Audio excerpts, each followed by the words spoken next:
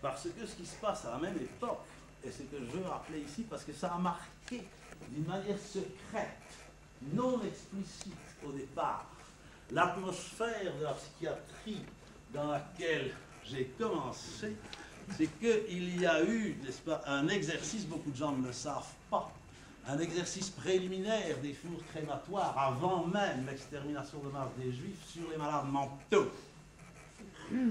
En voici un qui était sur la couverture de l'exposition maintenant réalisée ces dernières années à la Bonhoeffer-Klinik de Berlin et qui est passé récemment à Gand, à l'hôpital psychiatrique, portait comme titre Totgeswegen, Totgeschwiegen, ceux dont on n'a pas parlé, qu'on a tué 2 fois en les tuant une première fois effectivement. Voici un petit institut d'annihilation de malades mentaux annexé à une clinique psychiatrique allemande et les tombeaux de masse en dessous.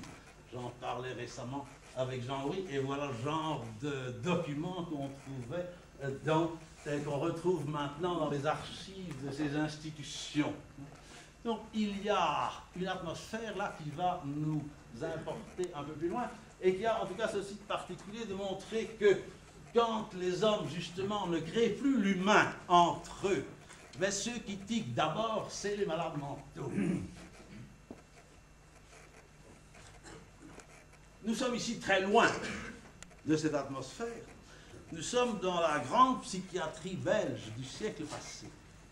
J'aurais pu être inspiré à mon choix de la psychiatrie par cette clinique des environs de Gand, maintenant dans la ville, autrefois certainement à la campagne, qui a été un hôpital modèle pour toute l'Europe. La clinique fondée au siècle passé, il y a plus de 100 ans, par le docteur Guillain, que voilà, espèce d'équivalent psychiatrique du gentleman fat, du 19e siècle, mais qui a été un très grand psychiatre, le plus grand, n'est-ce pas, dans sa, toute génération confondue, par rapport à sa génération, qu'on n'en ait jamais vu en Belgique. Hein. Le docteur Guillain a influencé les grands cliniciens de la fin du siècle en Allemagne, aussi bien qu'en France.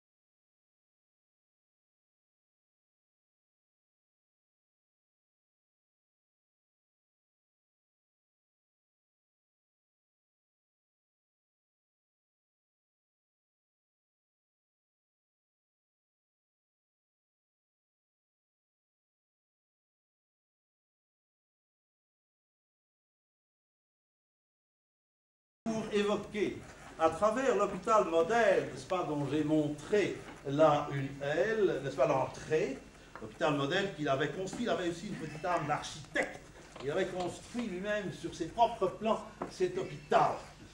Pour montrer le contexte de ce que mon père, donc chirurgien, me dit quand je lui annonce que je vais devenir psychiatre, il me dit bon, tu fais ce que tu veux, bien entendu, tu es tout ce que tu veux et rien que ce que tu veux à ce point de vue, en tout cas, et seulement du point de vue de, disons, des réjouissances de succès thérapeutique de la psychiatrie, c'est quand même, alors je prends la formule d'un patron de la médecine, récemment encore, n'est-ce pas, très récemment, à cette époque c'était vrai, maintenant, ils font, la psychiatrie c'est un service caritatif, qui est par hasard entre les mains d'universitaires.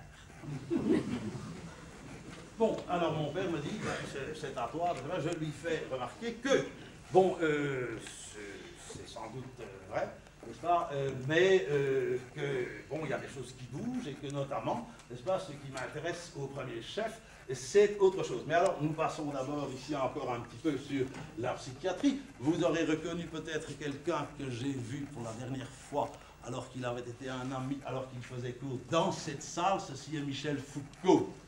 Dans sa jeunesse, d'où allait sortir le célèbre livre d'histoire de la folie, sur ce qu'il a appelé le grand renfermement dans les hôpitaux psychiatriques.